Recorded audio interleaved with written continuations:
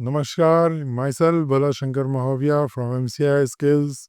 आज हम इस सेशन में क्लास 9th NCERT के चैप्टर 5th के एक्सरसाइज 5.1 के क्वेश्चंस को सॉल्व करेंगे। इस सेशन को शुरू करने से पहले आप सबसे ये अनुरोध है कि प्लीज़ हमने इस चैप्टर को एक्सप्लेन करने के लिए जो वन शॉट वीडियो बनाया है उसको आप ज़रूर देखिए। उस वीडियो को देखने से आपको ये एक्सप्लेनेशन जो है वो ईजिली समझ में आएगा। तो चलिए शुरू करते हैं आज का हमारा ये सेशन एक्सरसाइज 5.1 के क्वेश्चंस का सॉल्यूशन। 3rd नंबर का जो क्वेश्चन है ये थोड़ा थ्योरेटिकल है, ठीक है। थ्योरेटिकल कैसा है कि ये कह रहा है कि दो पोस्टुलेट दिया हुआ है, आप इसको कंसीडर करो और देखो और बताओ कि do these postulates contains any undefined terms? Are these postulates consistent? Do they follow from Euclid's postulate? Explain. 3 चीजें बताना है। क्या कहता है postulate? Given any two distinct points A and B, there exists a third point C which is in between A and B. मतलब ये कह रहा है कि एक कोई लाइन है, ठीक है। क्या है? एक कोई लाइन है जिसमें क्या है, ए और बी इसके क्या है, एंड पॉइंट्स हैं, ठीक है। इनके बीच में कोई क्या है, पॉइंट सी है बोलता है। Given two distinct points A and B, there exist a third point C which is in between A and B. अभी इसको पोस्टुलेट की तरह आप पढ़ो बोलता है और ये बताओ कि इसमें क्या क्या चीजें जो है वो अनडिफाइंड है। क्या ये यूक्लिड का जो पोस्टुलेट है उससे कुछ मिलता जुलता है, ठीक है। इनमें कंसिस्टेंसी है क्या, ये तीनों चीजें आपको बताना है। थ्योरेटिकल क्वेश्चन है, ठीक है। तो अब ये 2-3 चीजें हैं जो इसमें अनडिफाइंड है। पहले तो पॉइंट क्या होता है ये डिफाइंड नहीं है, लाइन डिफाइंड नहीं है, इन बिटवीन शब्द जो यूज किया है वो डिफाइंड नहीं है बोलता है ये, ठीक है। The postulate is consistent with known geometry provided we define और अज्यूम और an ordering of point on a line. It does not contradict any accepted axiom such as those of Euclid or modern geometry। मतलब ये कह रहा है कि इस axiom में जो बोला गया है कि दो पॉइंट ए और बी के बीच में कोई सी है, ये जो है ये किसी भी एक्सियोम जो आज तक जो एक्सियोम दिया गया है उनमें से किसी को ओवर रूल नहीं करता, उनको फॉलो ही कर रहा है, उन्हीं के अनुसार है, ठीक है। उनके विरोध में कुछ नहीं कर रहा है। फिर ये कहता है कि क्या यूक्लिड के पोस्टुलेट से कुछ इसका संबंध है, तो वो बोलता है कि नहीं, डायरेक्ट तो कोई संबंध नहीं है इसका, ठीक है। डायरेक्टली कोई इसका संबंध है नहीं। अपन ने जो पार्ट पोस्टुलेट पढ़े उसमें किसी में ऐसा कुछ था क्या? तो ये कह रहा है कि डायरेक्ट इनका कोई रिलेशन जो है वो है नहीं। नेक्स्ट जो दिया है ये भी एक पोस्टुलेट है। इसमें क्या कहता है ये, there is exist at least 3 points that are not on the same line. मतलब ये कह रहा है कि एक लाइन है उसमें अगर कोई पॉइंट एक लाइन में नहीं है तो कम से कम 3 पॉइंट होने चाहिए बोलता है। मतलब इस तरीके से ये एक पॉइंट ए है, एक पॉइंट बी है और एक पॉइंट सी है। There exist at least 3 points that are not on the same line। मतलब अगर पॉइंट्स जो हैं अगर एक लाइन में नहीं है तो उन पॉइंट्स की संख्या कम से कम कितनी होनी चाहिए, 3 होनी चाहिए। 2 होगा तो एक ही लाइन में हो जाएगा, हाँ कि ना। 2 होगा तो एक ही लाइन में होगा, 1 होगा तो भी एक ही लाइन में होगा, है ना। 3 पॉइंट होने पे ही पॉसिबिलिटी है कि वो एक लाइन पे ना हो। पॉसिबिलिटी है बोल रहा हूँ, एक लाइन में हो भी सकती है, पर एक लाइन में नहीं होने की पॉसिबिलिटी कब है, अब एटलीस्ट हमारे पास में कितने पॉइंट्स हो, 3 पॉइंट्स हो। इसको पोस्टुलेट की तरह वो ट्रीट कर रहा है और बोलता है कि बताओ इसमें से कौन से टर्म अनडिफाइंड है, कंसिस्टेंसी क्या है इसकी, और इसका यूक्लिड के पोस्टुलेट से कोई संबंध है क्या। तो फिर से वही चीज़ है, लाइन के बारे में बोला, पॉइंट के बारे में बोला, और सेम लाइन पे होने के कॉन्सेप्ट के बारे में बोला। ये सब क्या है? अनडिफाइंड है। ठीक है, और कंसिस्टेंसी क्या है? The postulate is consistent with Euclid geometry, it simply asserts that space is not one dimensional and ensure a richer structure। क्या बोलना चाह रही है भाई? देखो, 3 डायमेंशन स्ट्रक्चर के बारे में ये कुछ कुछ बोलने की कोशिश कर रहा है। अब ये तो क्या है? ये 2D है। ये बोर्ड जो है, डिजिटल बोर्ड क्या है? 2D है, 2 डायमेंशन है ये, है ना? तो तीनों पॉइंट एक ही प्लेन पे है। अब हो सकता है वो पॉइंट यहाँ कहीं होता, यहाँ कहीं होता, तो यहाँ पे क्या होता? फिर ये तीसरा डायमेंशन हो जाता। तो 3D प्लेन के बारे में बात कर रहा है, तो वही वो कह रहा है कि रिचर स्ट्रक्चर के बारे में बात कर रहा है। ठीक है, फिर ये बोलता है कि डायरेक्टली इसका यूक्लिड के पोस्टुलेट से कोई संबंध तो है नहीं, पर फिर भी कुछ कुछ पोस्टुलेट को मिलाकर हम क्या कर सकते हैं, इसको बता सकते हैं। ये तो क्या है, एक पोस्टुलेट टाइप का लिख दिया, और अब आपको थोड़ा समझना चाह रहा है कि बताओ कि ये रिलेट करता है क्या यूक्लिड के पोस्टुलेट से, या ऐसा पॉसिबल है क्या? ये सही बोल रहा है, ये पोस्टुलेट सही बोल रहा है कि कम से कम 3 पॉइंट चाहिए, बोलता है एक लाइन में ना होने के लिए पॉइंट्स की संख्या कम से कम 3 होनी चाहिए, बोलता है। सही बोल रहा है, कम से कम शब्द यूज किया ना बेटा मैंने, कम से कम 3 होना चाहिए।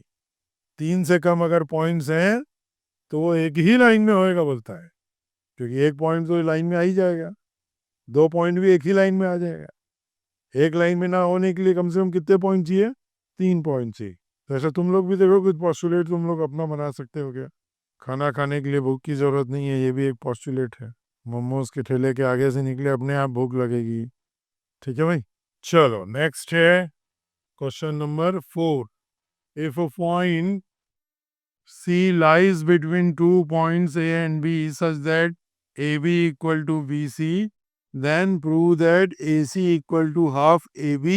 फिगर ड्रॉ करके आपको क्या करना है, इसको एक्सप्लेन करना है। ठीक है, चलिए देखते हैं क्या कह रहा है ये, कि आपके पास में एक लाइन है ना? कौन सी लाइन है?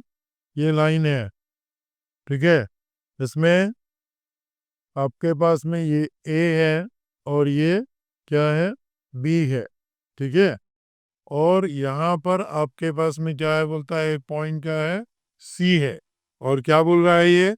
ए C is equal to B C. क्या मतलब है इसका? A C equal to B C का मिड में है, सी जो है वो कहाँ है? बीचों बीच है। ठीक है, अब अपने को ये प्रूव करने बोलता है। प्रूव क्या? A C is equal to 1/2 A B. A B का क्या है? आधा है कौन? ए सी। ठीक है, आ रहा समझ में? तो चलिए राइट हैंड साइड को लेके चलते हैं। क्या है राइट हैंड साइड अपने पास में? 1/2 क्या? A B. Now A B is equal to A C plus C B या बी सी। आगे आगे क्यों ऐसा लिखा अपन ने? Because A B is equal to A C plus C B. ठीक है कि नहीं है? Now 1/2 A C plus A C. क्यों लिखा मैंने ऐसे? क्योंकि हाँ, क्या दिया हुआ है अपने को? B C is equal to A C, ये दिया हुआ है। ठीक है कि नहीं? अब ये क्या हो गया? 1/2, 2 बार ए सी हो गया, तो ये क्या हो जाएगा? 2AC हो जाएगा। और 2 से 2 कट गया, तो क्या बचा हमारे पास में? A C, which is equal to left hand side. आगे ना? हाँ, टू दैट। बढ़े नेक्स्ट क्वेश्चन, क्वेश्चन नंबर 5। अब ये भी थोड़ा सा इसमें राइटिंग वर्क ज़्यादा है, इसलिए जो राइटिंग वर्क है वो मैंने यहाँ लिख दिया है। मैं आपको उसको एक्सप्लेन करता हूँ। ठीक है, क्या लिखता है कि क्वेश्चन नंबर 4 में क्या था? क्वेश्चन नंबर 4 में फिगर हमारा हमारा फिगर था कि एक लाइन है। ठीक है, इसमें क्या है? एंड पॉइंट्स क्या है? ए और बी, और इसका मिड पॉइंट क्या है? सी, और क्या दिया हुआ था, A C is equal to B C, ये दिया हुआ है, हाँ कि ना। यही था क्वेश्चन नंबर 4। अब इस क्वेश्चन नंबर 4 में कहता है कि ये जो सी है, question number 4, point C is called midpoint, ये मिड पॉइंट कहलाता है। किसका मिड पॉइंट है, ए बी का। अब आपको ये प्रूव करने बोलता है कि that every line segment has one and only one mid point, केवल और केवल क्या होता है, एक मिड पॉइंट होता है। ये आपको क्या करना है, प्रूव करना है, ठीक है, हाँ कि ना। तो अब इसको उसने दो तरीके से प्रूव किया है। एक तो क्या किया है कि मिड पॉइंट का एग्जिस्टेंस होता है। अब भाई कोई लाइन अगर आपने खींचा है तो उसका मिड तो होएगा ही होएगा, क्या होगा उसका, मिड तो होएगा ही होएगा। उसका मिड निकालने का क्या तरीका था, वो जो फर्स्ट वाला जो अपन ने किया, क्या करने बोल रहा है, कंस्ट्रक्शन करने बोल रहा है।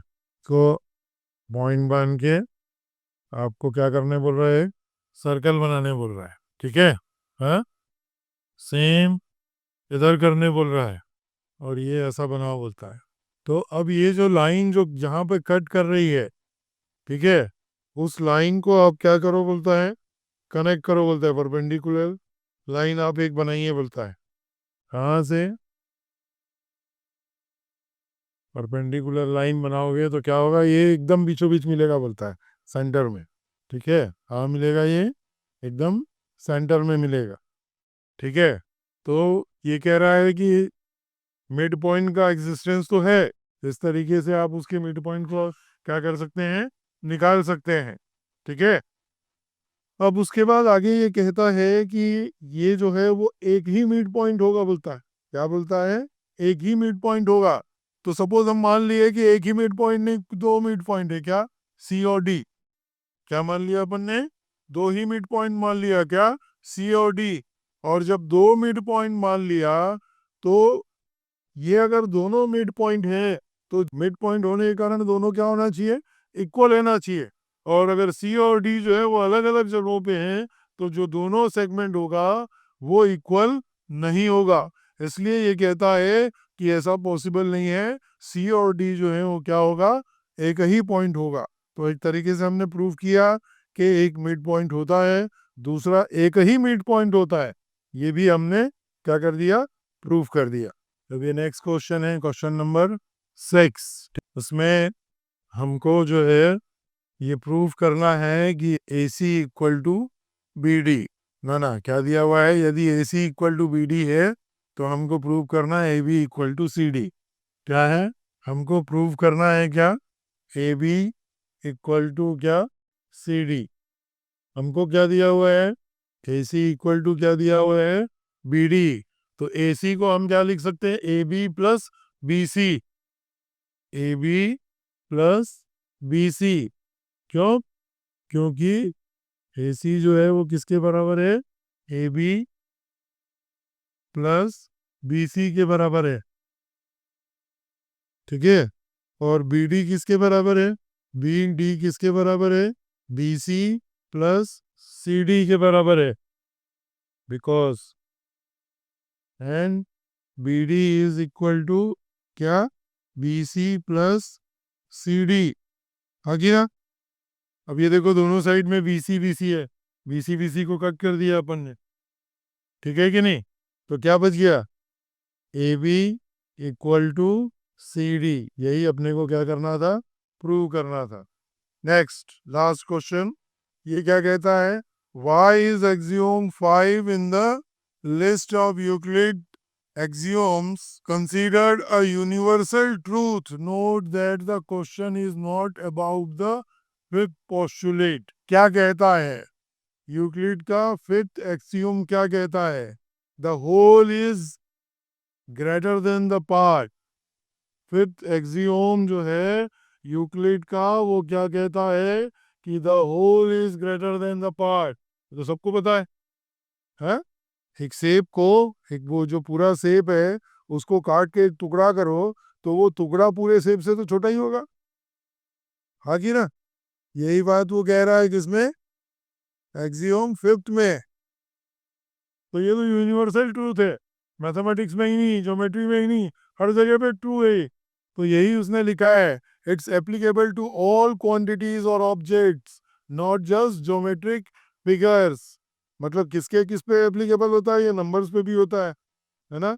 नंबर है हमारे पास में क्या, 4, इसका पार्ट बनाया हमने बाई 2 करके, तो ये क्या आ गया, 2 आ गया। तो 4 इज ऑलवेज ग्रेटर देन 2, ठीक है कि नहीं। लेंथ में भी होता है, एरिया में भी होता है, फिजिकल ऑब्जेक्ट जैसे मैंने एप्पल का एग्जांपल लिया, वो सब में भी यही होता है। और ये कहता है कि ये जो एक्सियोम है ये बेस्ड है क्या, किस पे, pure logic and common sense में बेस्ड है ये, इसको प्रूव करने की जरूरत नहीं है। और ये स्पेसिफिकली ज्योमेट्री के लिए ही नहीं है, ये यूनिवर्सल ट्रूथ है बोलता है, ठीक है। तो ये इस तरीके से आपका जो एक्सरसाइज 5.1 के सारे क्वेश्चन जो हैं वो अपना कंप्लीट हुआ। तो ये था एनसीईआरटी क्लास 9 के एक्सरसाइज 5.1 के क्वेश्चंस का सॉल्यूशन। आई होप आपको ये सॉल्यूशन समझ में आए होंगे। अगर आपके मन में कोई सवाल है, कोई डाउट है, तो प्लीज़ कमेंट करके हमें ज़रूर बताइए। और अगर आपको ये वीडियो, ये एक्सप्लेनेशन समझ में आया है, तो प्लीज़ वीडियो को लाइक कीजिए, चैनल को सब्सक्राइब कीजिए और अपने फ्रेंड्स के बीच में इस वीडियो को शेयर ज़रूर करिए। Thank you for watching this video. नमस्कार, जय हिंद, जय भारत।